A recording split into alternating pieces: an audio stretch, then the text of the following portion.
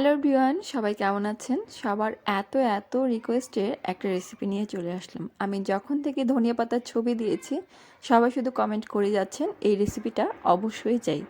এখানে আমি ২ আঁটি ধনিয়া পাতা নিয়েছিলাম। সেগুলো ভালোভাবে ধুয়ে নিয়ে রোদে শুকাতে দিতে হবে।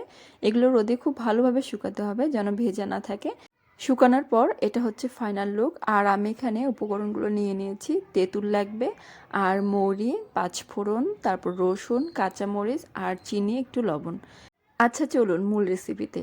এখন আমি এই মশলাগুলো একটু হালকাভাবে ভেজে নেব ব্লেন্ড করার জন্য। এই মশলাটা যখন ভাজা হয়ে যাবে খুব সুন্দর একটা ফ্লেভার বের হবে। আর ধনেপাতাটা হালকা একটু ভেজে নিতে হবে, ঠিক ১ মিনিটের মতো। আর সেই একই তাওয়াতে রসুন আর মরিচগুলো একটু হালকা করে ভেজে নেব।